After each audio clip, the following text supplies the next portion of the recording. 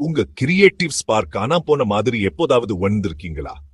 சில நேரம் நம்மளோட ஆர்வம் எல்லாம் மங்கி போயிடுச்சு போல தோணும். ஏன் நம்மளோட சிந்தனை இப்படி சோர்வடையுது? நீங்க தனியா இல்லை, நிறைய பேரு, குறிப்பா இளைஞர்கள் இப்போ ரொம்ப சோர்வாவும் முன்னாடி இருந்த அளவுக்கு கிரியேட்டிவா இல்லாமலும் உணர்றாங்க. இது ஒரு சாதாரணமான உணர்வு. நம்ம வாழ்க்கை மாறிக்கிட்டே போகும் போது பல பேரும் இதை அனுபவிக்கிறாங்க. நம்ம ஒரு உலகத்துல வாழறோம். இங்க நிறைய டூலஸ் வாய்ப்புகள் இருக்கு. ஆனாலும் இந்த டெக்னாலஜி, சோசியல் மீடியா எல்லாம் நம்ம கவனத்தை சிதறடிக்குது. உண்மையிலேயே நம்மளோடன்னு சொல்ல மாதிரி எதையாவது உருவாக்குறது ரொம்ப கஷ்டமா இருக்கு. நம்மளோட யோசனைகள் தடுமாறுது. ஏன் இப்படி நடக்குது? இன்னைக்கு நம்மளோட திறமையை குறைக்கும் சேர்ந்து பெரிய கிரியேட்டிவிட்டி கெல்லர்ஸ் பத்தி பேசுவோம். அதை எப்படி எதிர்த்து போராடுதுன்னு பார்ப்போம். வாங்க ஆரம்பிக்கலாம். நம்ம ஸ்பாத்திரம் பேலாம். முதல்ல நம்ம பொங்கல். இது நம்மள் புத்திசாலித்தனமா ஆக்கணும். ஆனா இடைவிடாத நோட்டிபிகேஷன்ஸ், எண்ட்லெஸ் ஸ்க்ரோலிங் நம்ம கவனத்தை சிதைக்குது. நம்ம மூளைக்கு சீக்கிரமா தகவல் கிடைக்கணும்னு ஆசைப்படுது. அதனால போடிச்சு போறதுக்கு நேரமே இல்லை. ஆனா போடிச்சு போறதுதான் கிரியேட்டிவிட்டியோட பிறப்பிடம். நம்ம உருவாக்குறவங்களா இல்லாம் வெறும் நுவோரா மாறிட்டோம். சும்மா பார்த்துக்கிட்டே இருக்கோம், எதையும் செய்யறது இல்ல. இந்த டிஜிட்டல் ஓவர்லோட் நம்மள் புதுசா எதையும் யோசிக்க விடாம பண்ணுது. கிரியேட்டிவிட்டினா கோட்டை கட்டுறது, வெளியில போய் ஆராயறதுன்னு அர்த்தம்னு ஜாபம் இருக்கா? அந்த நேரடி அனுபவங்கள் நம்ம கற்பனை தின வளர்த்தது. இப்போ நிஜ உலக அனுபவங்களுக்கு பதிலா ஸ்கிரீன் டைம்ல இருக்கோம். எதையும் செய்யாம பார்த்துக்கிட்டே இருக்கோம். இந்த அனுபவ குறைபாடு நம்ம மூளைக்கு புதுசா எதையும் இணைக்க, உருவாக்க தேவையான விஷயங்களை குறைக்குது. நிஜ வாழ்க்கை உள்ளீடு இல்ல கிரியேட்டிவிட்டி பசியால வாடும். ஸ்கூல்ல இருந்து வேலை வரை நம்ம ரூல்ஸ ஃபாலோ பண்ணணும், தப்பு பண்ணக்கூடாதுன்னு கத்து கொடுக்கப்படுது.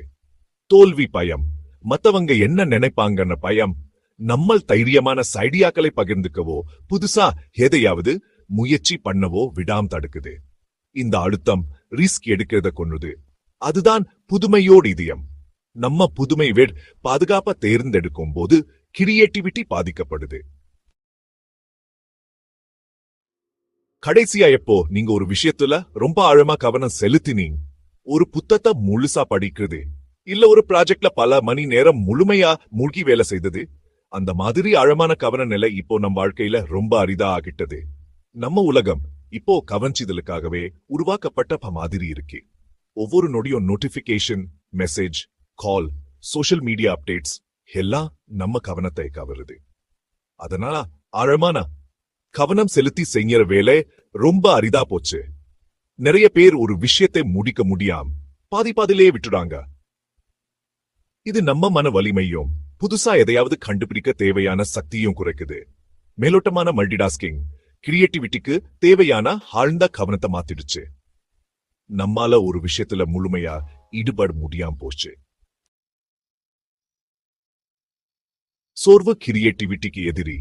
வேகமா வேலை செய்யணுங்கிற கலாச்சாரம் நம்மள் ஓய்வை தியாகம் செய்ய தூண்டுது. ஆனா பர்னவுட் உற்பத்தி திறன், கற்பனை திறன் ரெண்டையுமே அழிக்குது. சோர்வான மூளையால புதுசா எதையும் யோசிக்க முடியாது. அது சும்மா உயிர் வாழ்ந்துட்டு இருக்கும். சக்தி இல்லாம் சிறந்த ஷடியாக்கள் கூட எங்கேயும் போகாது. சரி, இப்போ என்ன? நம்ம கிரியேட்டிவிட்டி மங்கி இருக்கு, ஆனா அதை பெற முடியாதுன்னு யாரும் சொல்ல. இந்த கிரியேட்டிவிட்டி கெல்லர்ஸ் புரிஞ்சுக்குது தான் முதல் படி. நம்ம பாதிக்கிற காரணங்களை கண்டுபிடிச்சா அதுக்கு தீர்வு தேட முடியும். நீங்க டெக்னாலஜியை விட்டுட்டு காட்டுக்கு போகணும்னு அவசியம் இல்லை. சின்ன சின்ன திட்டமிட்ட மாற்றங்கள் செஞ்சா போதும். ஸ்கிரீன் இல்லாத நேரத்தை ஒதுக்குங்க. நிஜ் உலக அனுபவங்க தேடுங்க. உங்கள் மனசுக்கு சுதந்திரம் கொடுங்க.